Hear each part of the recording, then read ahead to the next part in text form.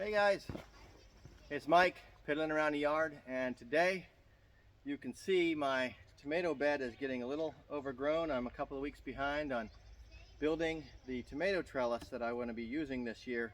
I'm going to grow these tomatoes vertically, so I need to get this going. So I'm going to finally get this built today, and then I need to get these all strung up on some string to get this trellis built and get these tomatoes under control. I have a lot of trimming I need to do on some of these plants because the object is to control the suckers and have a single vine that grows tomatoes.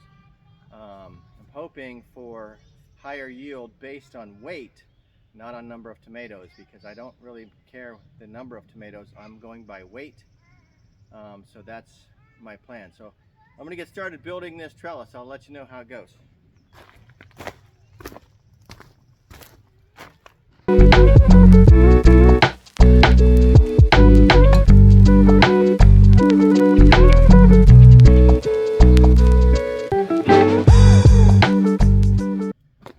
Alright, so to build this trellis, basically I'm going to put a post at the end of the bed here, post at the end of the bed there. It's going to go up. There's going to be some cross beams, a cross beam that goes across here, down the middle. There's actually 2 rows of tomatoes here. And then there's going to be some cross beams on each of the arms, and that's where the tomatoes will be tied to. So this is a trellis that I've seen a number of other people use online, so I'm going to try this year and see how it goes. So stick around. Alright, so as I said, so this is going to be the first post. It's on the outside of the bed. I actually dug a hole to sink it into, and then I'm going to attach it to the end of the bed as well to hold it steady.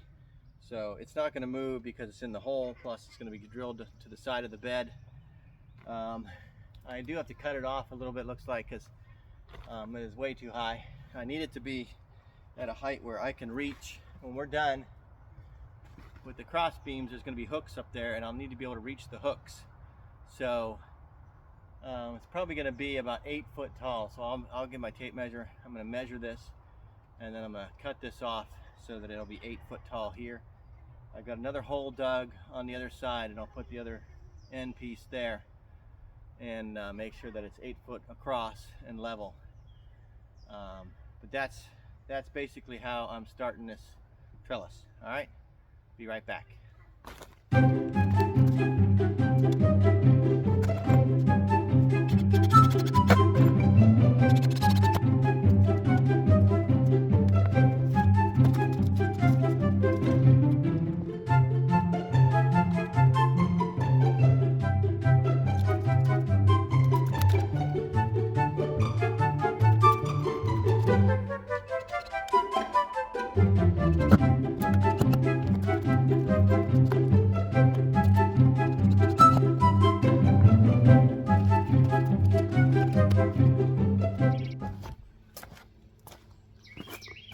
Alright, so now I have the posts on both ends.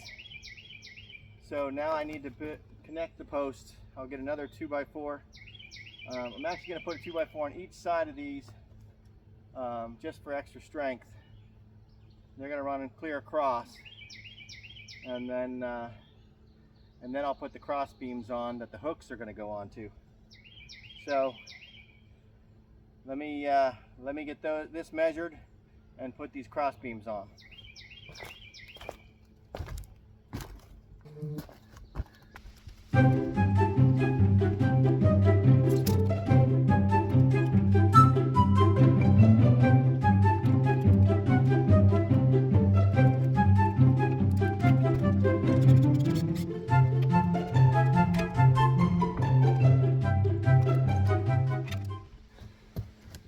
Alright, so now I've got the cross piece on. It's fairly level. Try to level as much as possible. It doesn't have to be perfect, it's just a trellis. So, but it's pretty level. It's level, straight. So now the cross pieces, they're going to be basically, it's going to be 2x2s that are going to extend off of this about a foot on either side. So I've got to go get those cut, and then I'll bring those over and start putting them on.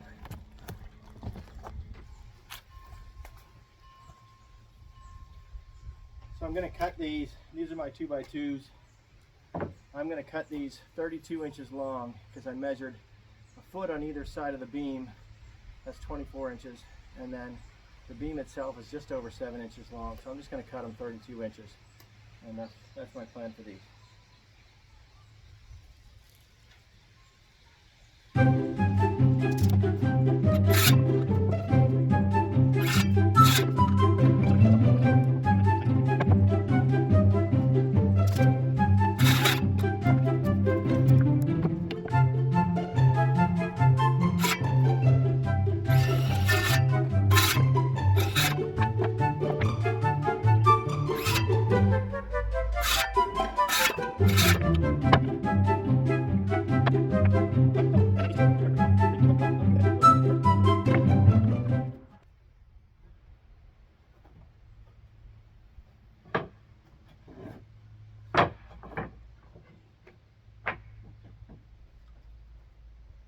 Alright, so I've got 9 pieces that are about 32 inches long.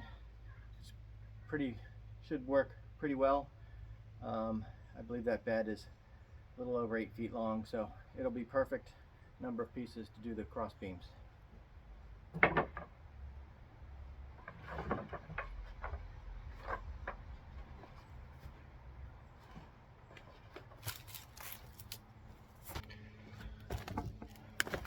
Alright, so now I'm going to put these on top up there, and typically you would set these up there about every foot, about a foot apart. I have my plants already planted, and I measured when I planted the plants, so I'm basically going to set these just above where I have my plants right now, and it should be good, and that should work, and it should be even work for a more permanent structure. So that's what I'm going to do now. I'm going to start putting these up.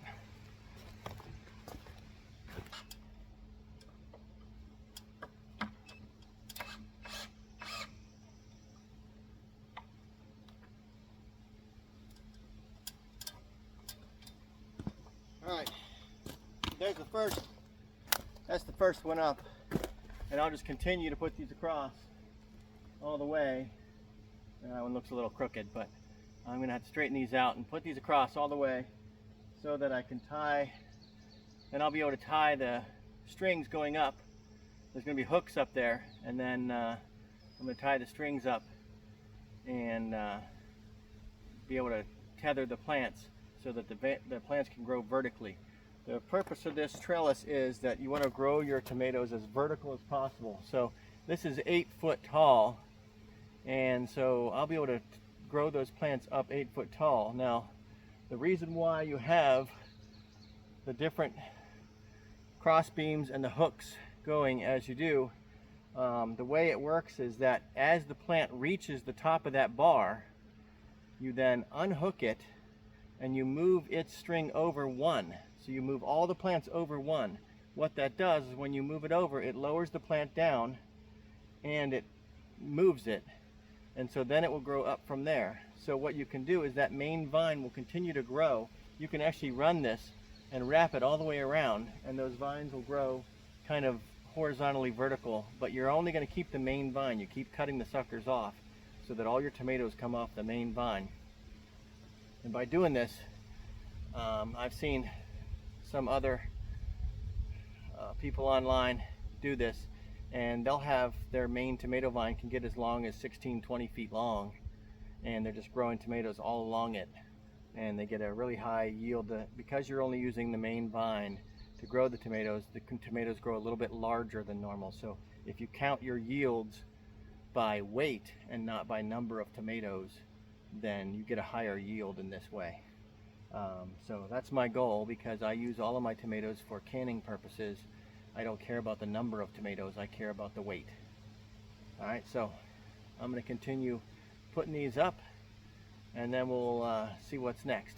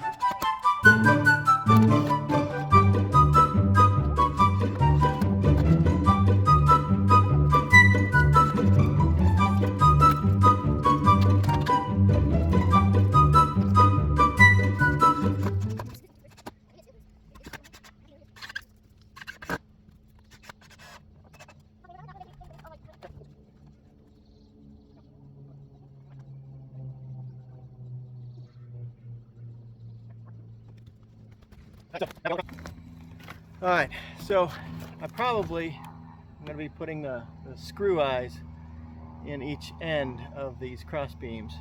Probably could have put them in before I put them up there, but it's just as easy. I'll pre-drill a hole, and then I can just screw them right up in there. And there's a little trick I use with my drill to screw them right in. So it's not as difficult as it looks. All right, here we go.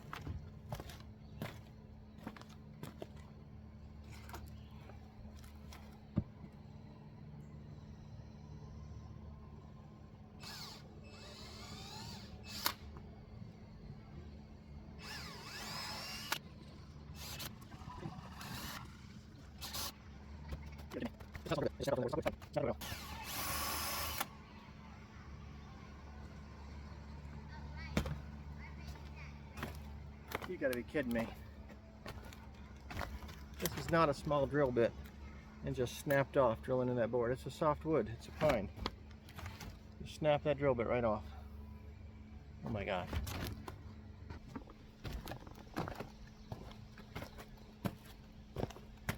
Alright, so I've got it all done. I got all the hooks. All the hooks are on, and I even tied some string. Now, well, the eye hooks are in the crossbars. It's all connected. I'm behind, like I said, I'm behind schedule on this project. I ordered the actual hanging hooks late, so they're not even here yet. So for now, I've had to just get some garden twine and tie them up because I have to get these plants supported. So all the plants are now tied up and supported, at least for now, until I get my regular hooks. That's fine because I don't really need the regular hooks until they get all the way up to the top. Hi, Hayden. You want to jump up and see? Say hi, Hayden. So I've got them all tied up at least, and then I got them all trimmed back. There was a lot of extra growth, a lot of suckers were starting to grow, so I cut that off, and because I just want the main vine going. I'll see what happens, because on one plant I accidentally cut the main vine top off instead of the sucker, but tomatoes are fairly resilient, so I'm sure that it'll be fine. It'll just restart growing from that. But looks like this project is done, other than the only thing left is to get the real hooks so that when the time comes, once these tomatoes grow all the way up to the top, then you take them off and you move them over one. So I'll just choose a direction, and then all the plants will move around one hook. And as you move them over, you also drop them down a little bit so that they have to grow up again, and then the vines will continue to wrap around. And at that point, once you start dropping them and moving them, you don't need to cut the suckers. You let that stuff grow, and then you'll get more bush at the top for more tomatoes to grow. And that's the whole thing. Because tomatoes are a perennial; they will grow for a long time. If the winter didn't kill them, they would continue to grow into next year. There are probably areas of the country where that happens. I know some YouTubers that I watch, and that happens where they're growing in the south. So this is my experiment with this type of trellis this year. This is a more permanent trellis. I'm going to leave this here, and this is, hopefully it's going to do well, because I want to continue to use this trellis over the next few years until I replace these raised beds with something different, because these wooden beds are eventually going to rot here. Most of this wood is non-treated wood, so it will rot in the next 3 or 4 years. I did burn it and treat it with mineral oil, but it still is going to rot at some point. But still looking good, and the tomato bed is now up and running. I have 16 plants in there. Also, the thing is, by the strings come up, you can't see. Let me go to the end. Let's go over to the end and look at it, because I want to show you that the way the strings are up here, because of the crossbars up here, it actually pulls the plants away. So as they grow up, they're planted closer at the bottom, and that will pull them away and allow for airflow down the middle, especially if you keep the plants trimmed up the way you're supposed to, with trimming the suckers off and stuff. And then also trimming any leaves that yellow and don't look good. You keep trimming that stuff off and continue to make the plants be stronger. So the next challenge in this bed is going to be getting my mulch in here. Everything's growing. Now I need to mulch the bed really well to make sure that I get water, and then I need to get my irrigation installed as well. That's the next big project of my raised bed garden, is getting irrigation to all of these raised beds. So we will start working on that maybe in a few weeks. But that's where we're at. Tomatoes are ready. Actually, every plant in here has at least one set of leaves and tomatoes on them. Most plants have 2 or 3 sets of leaves already, and each set of leaves has 4 or 5 tomatoes starting. So we should have quite a few tomatoes growing in these 16 plants, especially if I continue to keep up with them as we are so far. There's a tomato right here. Yep. Now these are my indeterminate tomatoes. That's why they're going to grow up, and they'll continue to grow. I do have determinate tomatoes, which is, let's see, can you see this bed? Yeah. This is my bed of determinate tomatoes. These are all Romas, and they're determinate. That's why I'm using the tomato cages, because they will only grow a little bit above those cages, in my experience. They get a little bit taller than those cages, and then these determinate types, all the tomatoes will come on the plant about the same time.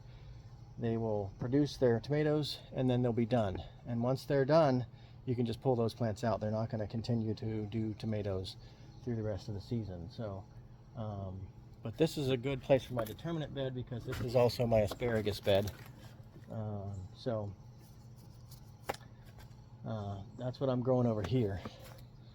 You notice in this indeterminate tomato bed out in the front here, I also have some potatoes and marigolds growing in here, and then in between all the plants down below is basil. I have a lot of basil planted.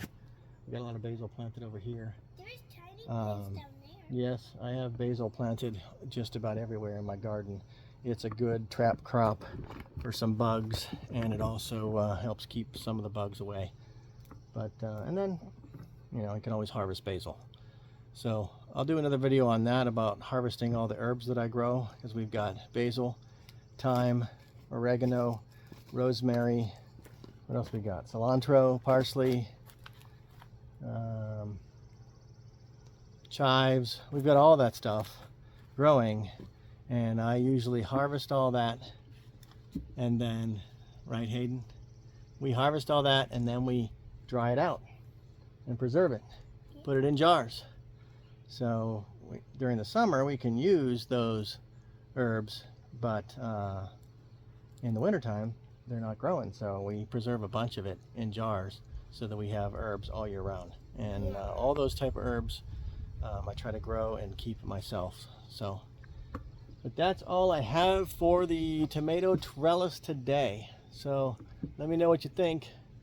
I like this, and I've got some tightening up I have to do with it, but otherwise I think I like it. It looks nice, and I think it'll work well. All right, so hope you had fun. Say hi, Hayden. Bye. Bye, Hayden. All right, so be sure to like and subscribe and all that stuff, and don't forget, keep piddling around the yard.